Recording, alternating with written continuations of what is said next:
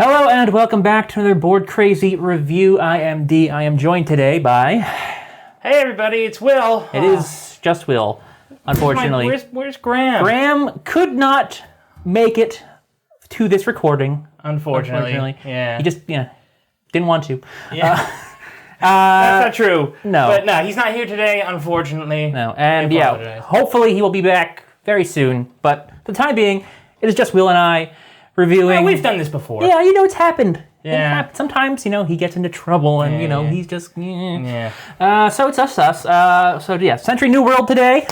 Third game of the Century Trilogy by Emerson Matsuuchi.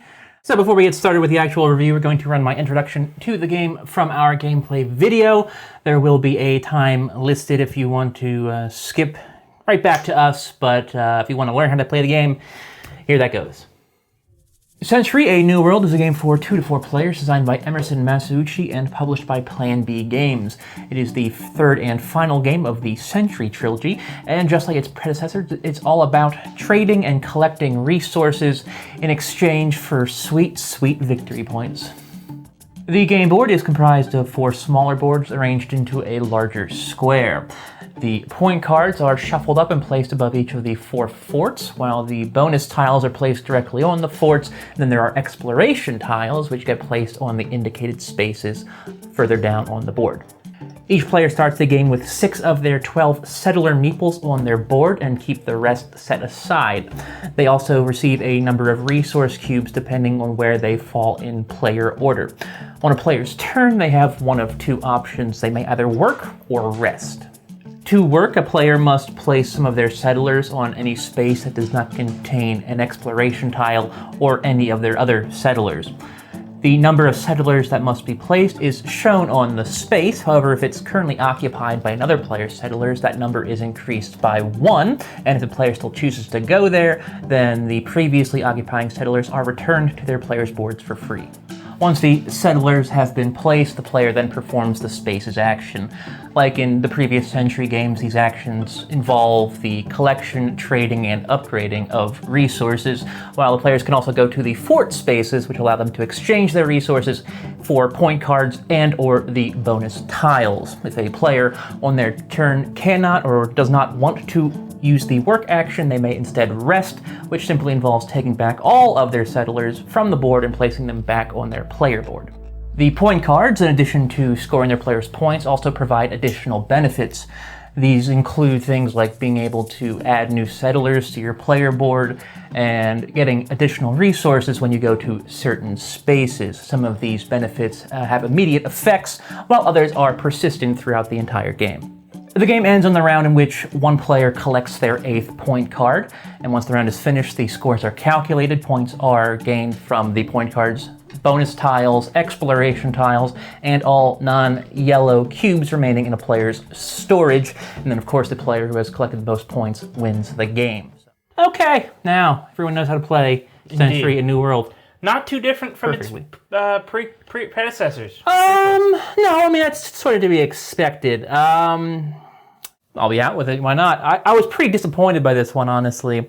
I feel like if this were the first game in the series, I might have liked it more. Yeah. But as the third game in the series, I felt like it, like you said, it was very familiar, but I don't feel like it actually added anything new and interesting to the formula. If anything, I felt like it felt more like stripped down even than the first 2 games. I agree with you on that, but we should also point out before we get any deeper into this review that these games were designed to play on their own and be useful as and be used as a trio that can be played together. That is true. And I wanted to also point out that we're only going to be reviewing this as a standalone experience that's also true. Because I have heard that while this game, I would agree, is very plain on its own, I have heard that when combined, especially with Century Spice Road, it becomes I've seen some people say that it's like it's a whole different experience. That's possible. Yeah. A whole much better. But again, I can't comment to that because we haven't done the combined game. No. Yet.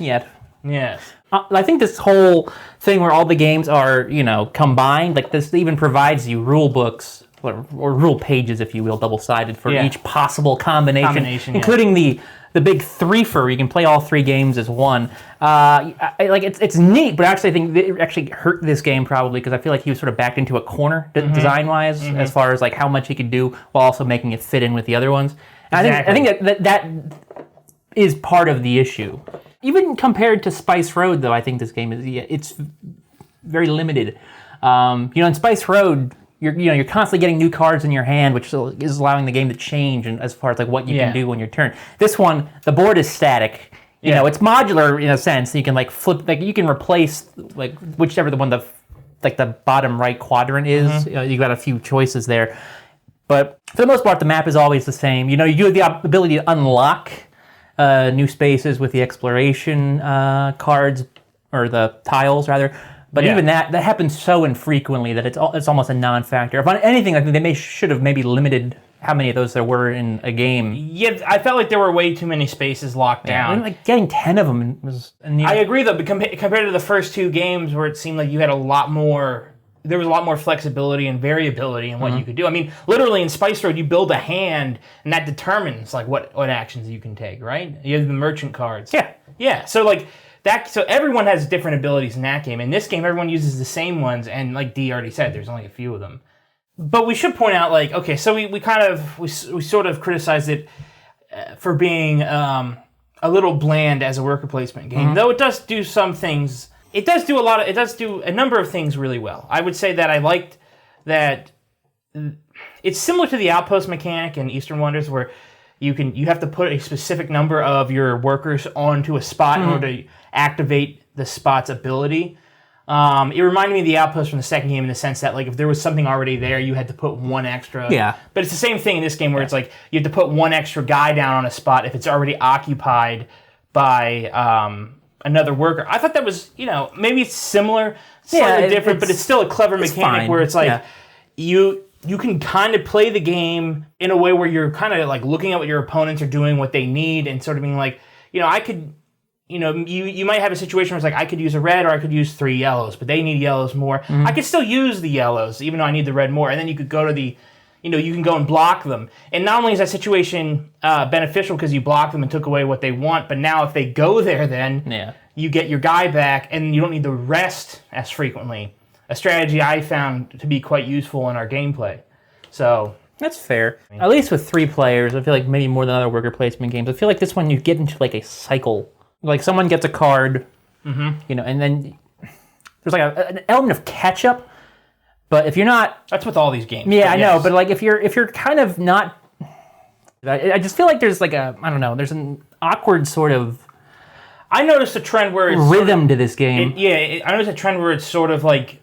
There's sort of 2 people collecting cubes when there's one person who has almost... In a 3-player game where there's like one person who has almost none, and it creates like this weird cycle where someone buys, then on like the next turn someone buys, and then someone buys, and then there's long breaks. I get what you're saying. And I think it's part of it is because the board is static, the cubes that everyone has feel like they're going to be similar. Yeah. Because the same options are available to everyone. There's some variety, but like... I feel like with the map we had, that maybe green was sort of a hard thing to get, or something like that. Green and brown, I think, were both hard. Because I think one of the only spots that was unlocked was more yellows. Yeah, it was like, something like that. So you had to collect a lot of yellows and then use the trading spots to get different colors. That's why I like Spice Road, where everyone's hands completely different. Completely different strategies going on. Even Eastern Wonders, where everything kind of stays the same. You're getting new abilities throughout the game. You can like move extra spaces and stuff like that. You're controlling different areas. So I feel like there's more flow going on. It's very cyclical. There's no game within a game in this one. No. I mean, there sort of is because the cards that you collect and buy, not only do they have victory points, but they have little tiny abilities, whether they're instant or persistent. I do like those, actually. I thought the strategy that they added was nice. But it's not like Eastern Wonders where you have a board that you're trying to clear columns to unlock bonuses. Yeah, but then you have to kind of manage that and the main board itself. So it's a game within a game. And also you're clearing things and that got you more points as you got further along. So exactly. Too. Yeah. So. Yeah.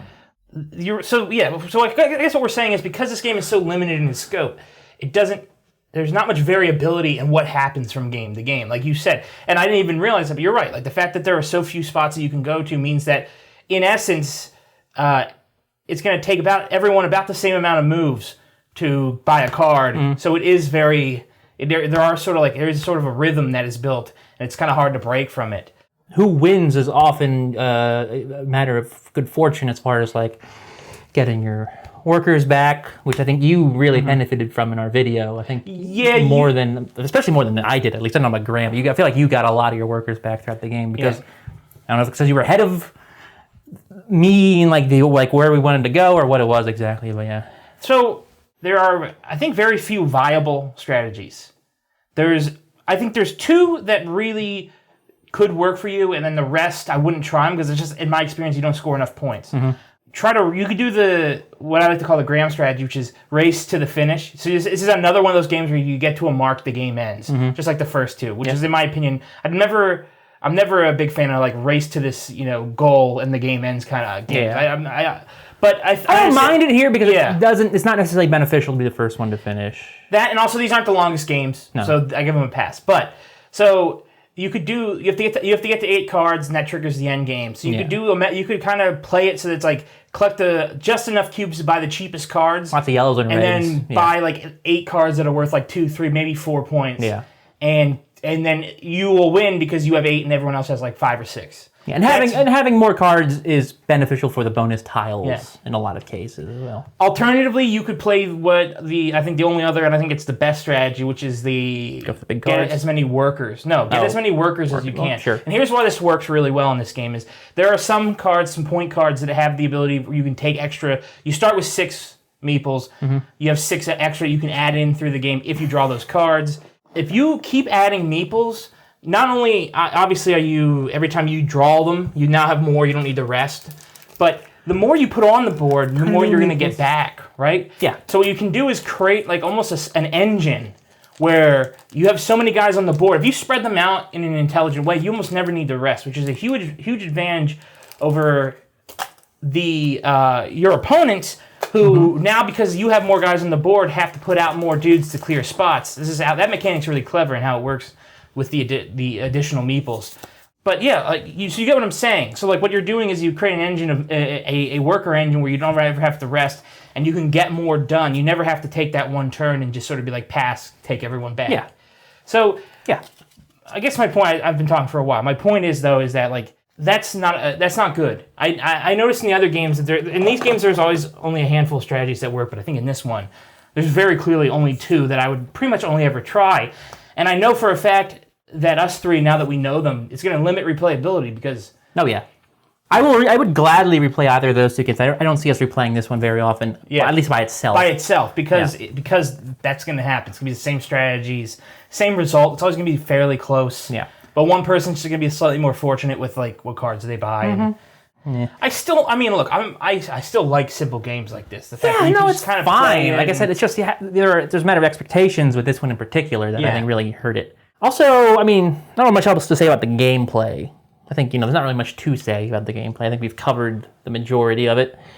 I think thematically, even this game is a little bit lacking compared to the first 2. I don't know if you... The card art is nice. The card art is nice. Very repetitive. I just feel like there's nothing that really grabs you. Like in the original, in Spice Road, you get like the coins, which are bright and shiny and cool, and you sort of help set the mood. Yeah. Even... They were needlessly metal. Yeah, and and then I think it was really just more exotic in general, the whole look of the game. Eastern Wonders, then you get the big board, you get your ships, all your meeples moving around. Like it looks like an ocean. Yeah, exactly. Like this game, it's set in colonial America. You do some trading. Yeah, like there's... Yeah, I agree with you. It's thematically light. It's not... I mean, they're all thematically light. Like, the theme is not really, like, crucial in any of them, but as far as, like, just grabbing you and just being, like attractive and captivating, I feel like even here that was sort of lacking, even though it is, again, fine. Yeah. It's just, it's not... At no point during this game would I think, oh, yeah, New World, definitely, that's exactly what's going on here. Also, if we're going to talk about modular boards, I think that word is used in the rulebook. Look, in Eastern Wonders, there were literally special cut tiles that slotted in. Mm-hmm. That's modular. This was 4 sheets of thin, like cardboard, plasticky paper that don't even line up, and they're slick, so they slide around a lot. There were, I mean, obviously these games have had, they cut some corners to keep the prices down and whatnot, but this is deeply annoying. Like, I feel like give it another couple centimeters at least, and this is not a problem anymore, but as it is, you try to set up a board, and you're like playing the game, they're always like moving all over the place, even like getting 4 of them in there, there's no structural, it's really bad. This is going to seem like a harsh criticism, but it kind of felt like a print and play. Almost, because it's like if you took. If in some respects it literally is. It is like if you just not printing it yourself. If you had like a hard cardstock paper, you could print these yourself and like. Yeah. I don't know, when I spend $30 on a game, you would want a little bit more. Yeah, the entire product it's very. I think even more than the originals, like you said, like Eastern Wonders had those really cool tiles that you can make the board with. This, you got the world's tiniest meeples. There. They were really, you get the same like cups and cubes as ever, and you get the little cardboard tile. Like these are an adequate thickness for the board. If it was this, that would be okay. Yeah. Yeah, this is just paper, pretty much. The best compliment I can pay this one of the series is that everything fits in the box. I was going to say, I will not pay it that compliment. I would say everything barely fits in this box, in this insert. If you're really trying hard, like it's not intuitive at all. You have to like split up the components into different sections and then kind of squeeze them in. Even without it, the cards don't sit perfectly in this little tray here. I actually dislike it. I wish it were bigger. It's the best of the 3, though. I mean, literally, Spice Road doesn't even shut all the way. I would be happier if they just didn't give you an insert at all. Well, I have nothing much else to say. I think I've gotten out what I want to say. I think we made ourselves clear on this one. Time to score the game. Yeah. Fair to say. We all have our own rating systems. I use stars. I'm going to give this game 2.5 stars out of 5, strictly as a standalone product. I just could not possibly really recommend it as it is without the other 2 games. If you have those games and you plan on playing like the different combinations, then this is an easy buy in that case. Yeah. Still. But as on its own, if you're going into the Century series for the first time, do not get this one. Get one of those instead. I think you'll have a much better time. It's fun is what I'm trying to say. It's not like it's disappointing, but it isn't unenjoyable. Is that a word? Sure. It is now. You get what I'm saying? So no, it's not like bad. It's just very bland. Yeah, I think part of it is playing the first 2, liking the first 2 as much. It's this one just underwhelmed, and then for that reason, I'm going to give it a C+.